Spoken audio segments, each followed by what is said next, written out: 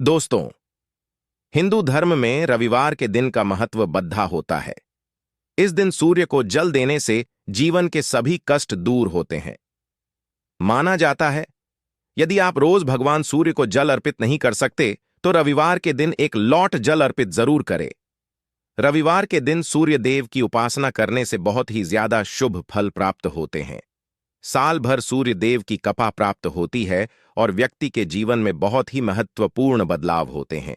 हर साल भाद्रपद के महीने में रविवार को धुएं देव जल्दी प्रसन्न होते हैं। माना जाता है कि रविवार के दिन सूर्यदेव को यह वस्तुएं चढ़ाते हैं अथवा जल में यह चीजें डालकर सूर्यदेव को चढ़ाते हैं तो सूर्यदेव आपसे अत्यंत प्रसन्न हो जाएंगे और आपको सुख संपन्नता का आशीर्वाद प्रदान करेंगे। भगवान श्री कृष्ण कहते हैं, रविवार बैलें के दिन सूर्यदेव को इन वस्तुओं के साथ अर्घ्य देने से दुख दरिद्रता समाप्त होती है और जीवन में सुख समृद्धि आती है। इस प्राचीन कथा के माध्यम से हम आपको बताते हैं कि रविवार बैल के दिन सूर्य को अर्घ्य देना कितना महत्वपूर्ण होता है और उसका क्या फल प्राप्त होता है। दोस्तों, एक बार नारद जी भगवान श्री कृष्ण के पास आते हैं और उनसे पूछने लगते हैं, हे प्रभु, रविवार के दिन सूर्य को जल देने का क्या औचित्य है? सूर्य को जल क्यों दिया जाता है? सूर्य को जल देने के क्या फायदे हैं तथा सूर्य को जल देने की सर्वोत्तम विधि कौन सी है? तब भगवान श्री कृष्ण नारद जी से कहते हैं, हे देवर्षि, आपने समस्त मानव जाति के कल्याण हेतु उचित प्रश्न किया है। सूर्य देव की उपासना अत्यंत शुभ फलदायी है। प्रत्येक मनुष्य को सूर्य को जल अवश्य देना चाहिए। हे देवर्षि, मैं आपको एक अत्यंत पवित्र कथा सुनाता हूं, जिससे आपकी द्विधा समाप्त हो जाएगी और आपको आपके सभी प्रश्नों के उत्तर भी मिल जाएंगे।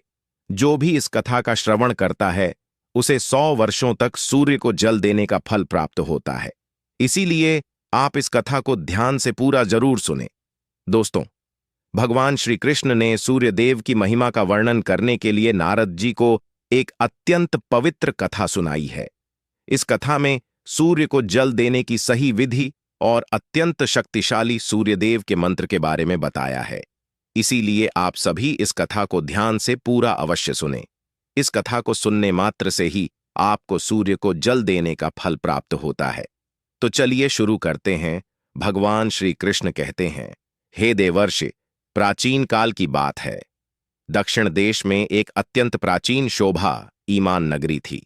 उस नगरी में देव शर्मा नाम का ब्राह्मण अपनी पत्नी कलावती के साथ निवास करता था। देव शर्मा शास्त्र ज्ञान में पारंगत था, किंतु उसने अपने ज्ञान का कभी सदुपयोग नहीं किया। उसने उसके ज्ञान का उपयोग केवल धन कमाने के लिए किया। देव शर्मा ने अपने जीवन में कभी दान धर्म नहीं किया, कभी सूर्य देव को अर्घ्य नहीं दिया। वह अत्यंत स्वार्थी और दंभी स्वभाव का था। फिर एक दिन वह वन से जा रहा था तो एक विषैले सर्प के काटने के कारण देव शर्मा की मृत्यु हो गई। मृत्यु के बाद देव शर्मा को यम के दूत यमलोक लेकर गए। वहां यमराज ने देव शर्मा के पाप और पुण्य का मूल्यांकन किया और देव शर्मा को नरक में डाल दिया। देव शर्मा अनेकों वर्ष तक नरक में सजा भुगतने लगा और फिर उसे प्रायश्चित करने के लिए फिर से मनुष्य जन्म की प्राप्ति हुई। उसका दूसरा जन्म एक गरीब शूद्र के घर पर हुआ। दूसरे जन्म में उसे अत्यंत दुख भोगने पड़े। उस शूद्र के बड़े होते ही उसके पिता ने उसका विवाह एक युवती से करा दिया और फिर वह उस युवती के साथ वन में ही झोपड़ी में रहने लगा। विवाह के बाद अनेक वर्षों तक उस शूद्र को कोई संतान नहीं हुई। इसीलिए वह और भी अधिक दुखी रहने लगा, लेकिन इतने में ही उसके दुख समाप्त नहीं हुए। कुछ वर्षों के बाद दैव योग से उसके शरीर में भयंकर कोढ़ का रोग उत्पन्न हुआ और वह भयंकर कोढ़ के रोग से पीड़ित हो गया। उसके शरीर पर अनगिनत जख्म हुए जिनसे पस निकलता रहता था। वह कोढ़ी शूद्र अब कुछ काम भी नहीं कर सकता था और दिन भर घर पर ही पड़ा रहता। उसकी पत्नी एक पतिव्रता नारी थी। उसने पति को कोढ़ होने के बाद भी उसका साथ नहीं छोड़ा और वह उसकी नित्य सेवा करती रहती थी। वह अपने पति को ही परमेश्वर मानकर उसकी पूजा करती थी। उसके लिए भोजन का प्रबंध करती थी, उसे स्नान करती थी। वह शूद्र अनेक बार मन ही मन सोचता रहता था कि किस जन्म के पाप के कारण उसे यह कोढ़ रोग हुआ। ऐसा सोचते हुए वह बहुत ही निराश और उदास रहने लगा। फिर एक दिन उसके द्वार पर एक साधु पधारे। उस कोढ़ी शूद्र की पत्नी ने उन साधु तमा की बड़ी सेवा की, जिससे प्रसन्न होकर उस साधु ने उस कोढ़ी की पत्नी को वर मांगने के लिए कहा। तो कोढ़ी की पत्नी ने कहा, हे महात्मा, मेरे लिए मेरे पति ही सर्वस्व है, वही मेरे स्वामी है। अतः आपसे विनती है कि मेरे पति का रोग दूर करें और उन्हें पहले के जैसा बना दे। इस पर उस साधु महात्मा ने कहा, हे देवी, यह रोग तुम्हारे पति को उसके पिछले जन्म के कर्मों के कारण प्राप्त हुआ है। यही विधि का विधान है। मैं इसमें हस्तक्षेप नहीं कर सकता। ईश्वर मनुष्य को उसके पाप कर्मों का दंड अवश्य देते हैं, कोई भी इससे चूक नहीं सकता। किंतु मैं तुम्हें इसका उपाय बता सकता हूं। इस रोग से बचने के लिए केवल एक ही उपाय है। तुम अपने पति को लेकर सूर्यदेव की शरण में जाओ, सूर्यदेव की नित्य उपासना करो। सूर्यदेव की कृपा से तुम्हारा पति कोट से मुक्त हो जाएगा और उसे कामदेव के समान सुंदर रूप प्राप्त होगा। फिर उस साधु महात्मा ने उस स्त्री को सूर्यदेव की उपासना की विधि बताई। उस विधि को जानकर उस कोढ़ी की पत्नी ने अपने पति के साथ मिलकर पूरी निष्ठा और श्रद्धा से सूर्यदेव की उपासना की और देखते ही देखते कुछ ही दिनों में उसका पति पूरी तरह से ठीक हो गया। वह कोढ़ के रोग से पूरी तरह से मुक्त हो गया और सूर्यदेव की कृपा से उसे सुंदर रूप, बलवान शरीर तथा धन संपत्ति की प्राप्ति हुई और वह कोढ़ी शूद्र बहुत धनवान बन गया। हे नारद, अब मैं तुम्हें सूर्यदेव को प्रसन्न करने की विधि और मंत्र के बारे में बताता हूं, जिसे करने से मनुष्य के सभी रोग नष्ट होते हैं, उसे उत्तम स्वास्थ्य और सुख समृद्धि की प्राप्ति होती है। रोज सूर्यदेव को जल चढ़ाना एक ऐसा नियम है जो मनुष्य के जीवन में बहुत बड़ा बदलाव ला सकता है। सूर्यदेव प्रकाश, सकारात्मकता, इंद्रिय संयम, ऊर्जा आदि के देवता है। सूर्यदेव को मात्र जल चढ़ाने से सभी संकट दूर हो सकते हैं। हर समस्या का समाधान सूर्य को जल अर्पण करने से ही प्राप्त हो सकता है। सूर्य देवता की उपासना करने से आत्मा की शुद्धि होती है और मनोबल बढ़ता है। सूर्योदय के समय सूर्य की किरणों से वातावरण पवित्र और सकारात्मक बन जाता है। यदि प्रतिदिन सुबह स्नान करके सूर्य देवता को मंत्रों का उच्चारण करते हुए जल चढ़ाते हैं तो इसके कई फायदे होंगे। कुंडली में अन्य ग्रहों की तरह ही सूर्य के शुभ या अशुभ स्थिति में होने से जीवन पर भी इसका शुभ या अशुभ प्रभाव पड़ता है। कुंडली में सूर्य यदि शुभ स्थिति में होता है तो समाज में भरपूर मान सम्मान, यश और प्रसिद्धि मिलती है। वहीं कुंडली में यदि सूर्य अशुभ स्थिति में हो तो इसके विपरीत परिणाम मिलते हैं। इसलिए कुंडली में यदि सूर्य की स्थिति मजबूत करनी है तो कुछ चीजें पानी में डालकर सूर्यदेव को अर्घ देने से शुभ परिणाम प्राप्त होते हैं। अर्घ देने से तात्पर्य यह है कि सूर्य देवता को भक्ति भाव से जल अर्पण करना। यह जल आप दोनों हाथों की ऊंझल बनाकर या तांबे के पात्र में शुद्ध जल भरकर उसे सूर्य देवता को समर्पित करें। लेकिन ध्यान रहे कि यदि हाथों की ओंझल बनाकर सूर्य देवता को अर्घ्य दे रहे हैं तो अपने हाथों की तर्जनी और अंगूठे को एक दूसरे से जोड़कर ना रखें, यानी कि एक दूसरे का स्पर्श ना होने दें। दोनों हाथों के अंगूठे को फैलाकर रखें। यदि हम तर्जनी और अंगूठे को जोड़कर रखते हैं तो यह राक्षसी मुद्रा बन जाती है और इस मुद्रा में सूर्य को अर्घ्य देना अशुभ माना जाता है। यदि आप पात्र में जल भरकर सूर्य देवता को अर्घ दे रहे हैं तो भी उस पात्र को दोनों हाथों के अंगूठे का स्पर्श ना हो, इसका ध्यान रखें।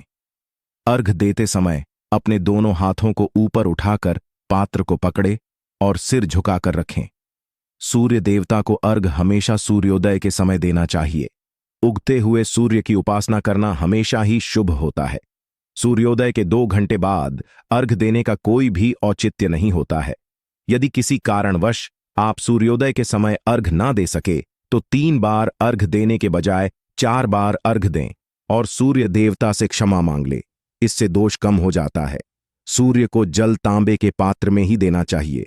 तांबा को सूर्य देव की प्रिय धातु माना गया है, इसीलिए सूर्य को जल देने के लिए केवल तांबे से बने पात्र का ही प्रयोग करना चाहिए। अन्य धातुओं से बने पात्रों में सूर्य को अर्घ्य देने से कोई लाभ प्राप्त नहीं होता है। परमात्मा ने सूर्य को जगत में प्रकाश करने, संचालन करने, अपने तेज से शरीर में ज्योति प्रदान करने तथा जठराग्नि के रूप में आमाशय में अन्न को पचाने का कार्य सौंपा है। इसी कारण से तांबे के पात्र में रखे जल को पीने से व्यक्ति पेट से जुड़े रोगों से भी मुक्त हो जाता है। उस तांबे के पात्र में गंगा जल या पवित्र नदियों का जल भरे। यदि ऐसा संभव नहीं है तो शुद्ध जल का प्रयोग करें। मात्र जल से कभी भी अर्घ नहीं देना चाहिए। जल के पात्र में जल के साथ मुख्य रूप से कोई भी लाल फूल, लाल चंदन और अक्षत जरूर डालें। आप चाहे तो इस जल में थोड़ा सा घी, शहद, दूध या गुड़ इत्यादि भी मिला सकते हैं।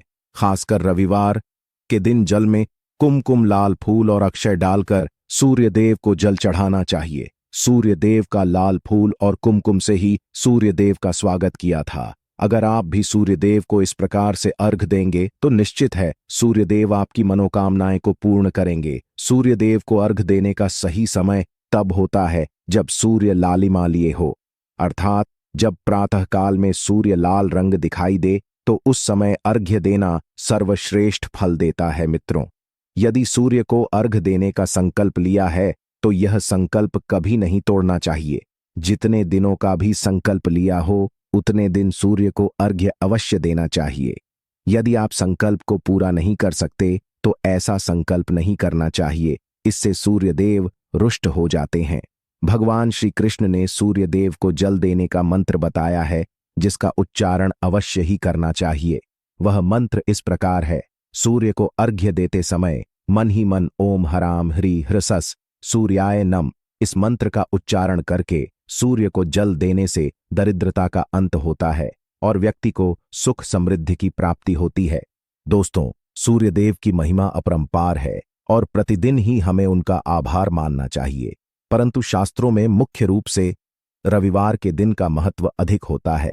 इसलिए अपनी कुंडली से सूर्य दोष को दूर करने के लिए रविवार बीबास के दिन विशेष रूप से सूर्य देवता का उपवास रखना चाहिए और सूर्य से संबंधित वस्तुओं का दान करना चाहिए।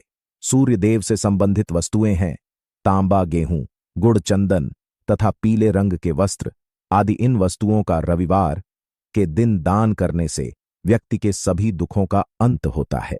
यदि व्यक्ति बीमार है अथवा घर में सूतक है या अन्य कोई समस्या है जिसके कारण वह सूर्य देव को अर्घ्य नहीं दे